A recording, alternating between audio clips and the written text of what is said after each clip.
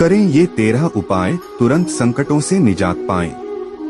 मंदिर, दरगाह, बाबा, ज्योतिष, गुरु, देवी देवता आदि सभी जगहों पर भटकने के बाद भी कोई शांति और सुख नहीं मिल रहा और संकटों का जरा भी समाधान नहीं हो रहा हो, साथ ही मृत्युतुल्य कष्ट हो रहा हो, तो आप आजमाएं हमारे द्वारा बताए गए 13 ऐसे उपाय, जिन्हें करने से तुरंत ही मिलेगा आपको सभी कष्टों से छुटकारा। शास्त्रों के अनुसार इसके लिए 3 शर्तों का पालन करना जरूरी है। यदि आप शर्तों का पालन करते हैं तो ही अगले पन्नों पर जाएं। पहली शर्त यह कि किसी भी प्रकार का नशा नहीं करेंगे। दूसरी यह कि घर की स्त्रियों का पूर्ण सम्मान करेंगे। तीसरी यह कि खुद के बारे में और दूसरों के बारे में कुछ भी नकारात्मक न तो सोचेंगे और न बोलेंगे। यदि आप यह उपाय न भी करें तो अंतिम उपाय ही कर लेंगे तो 100% आपके अच्छे दिन शुरू हो जाएंगे। कर्पूर जलाना, प्रतिदिन सुबह और शाम घर में संध्या वंदन के समय कर्पूर जरूर जलाएं।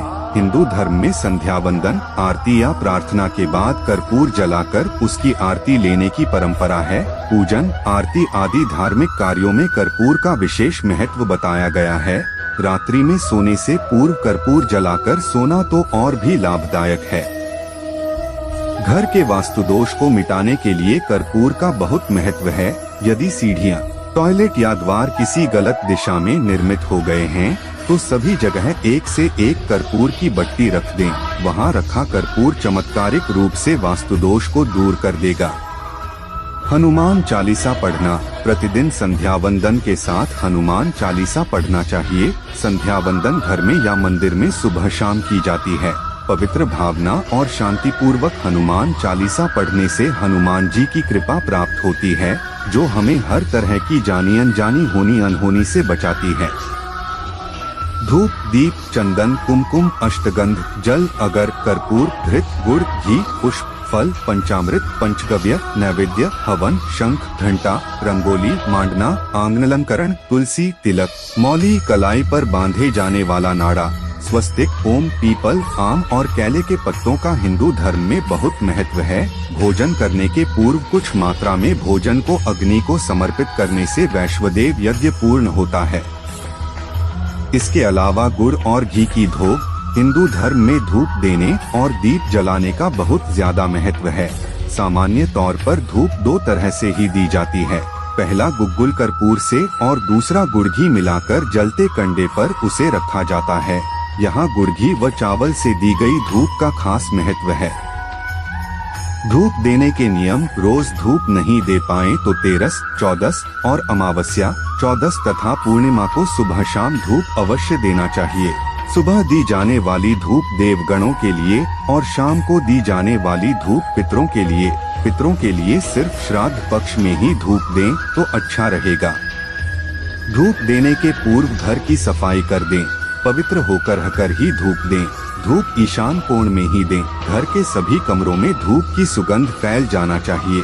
धूप देने और धूप का असर रहे तब तक किसी भी प्रकार का संगीत नहीं बजाना चाहिए। हो सके तो कम से कम बात करना चाहिए।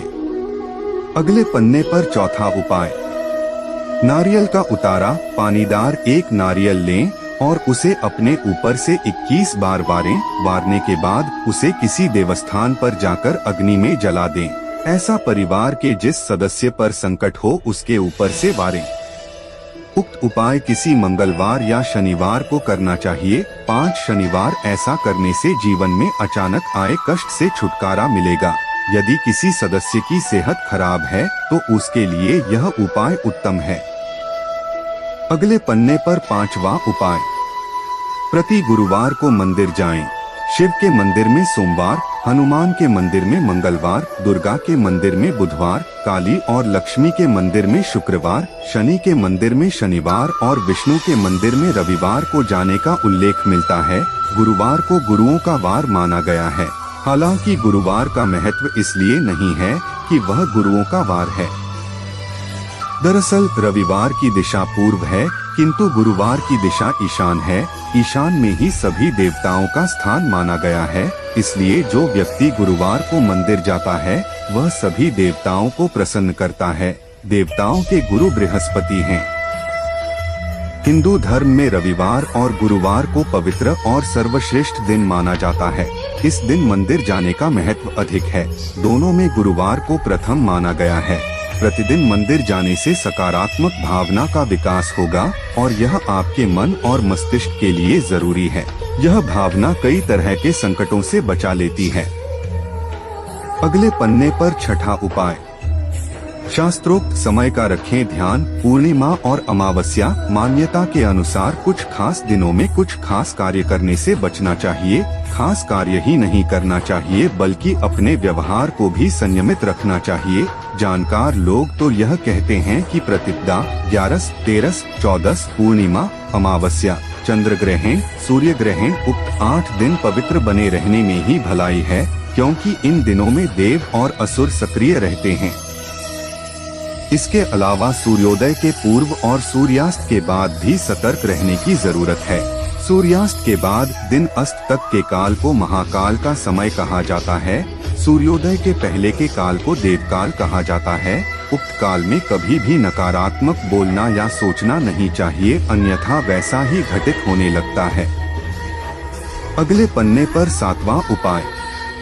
सच बोलें, वादा निभाएं। प्रचलित मान्यता और जनश्रुति के अनुसार आपको आपके पितर और देवता सुन रहे हैं। आप जो कुछ भी बोलते हैं वह आवाज या ध्वनि विद्यमान रहती है। आपके बोलने का असर होता है।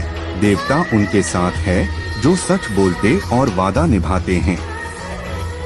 बहुत से लोग अपने स्वार्थ के लिए या निष्प्रयोजन झूठ बोलते रहते हैं। वे हर वक्त झूठी कसम खाते रहते हैं। उनमें भी वे लोग अपराधी हैं जो कसम खाकर, झूठ बोलकर और धोखा देकर अपना माल बेचते या व्यापार करते हैं। बहुत से लोग कई तरह का वादा करके मुकर जाते हैं। यदि आप में इस तरह की आदत है तो इसे सुधारना जरूरी है, अन्यथा आपकी प्रार्थनाओं और कामनाओं का कोई महत्व नहीं।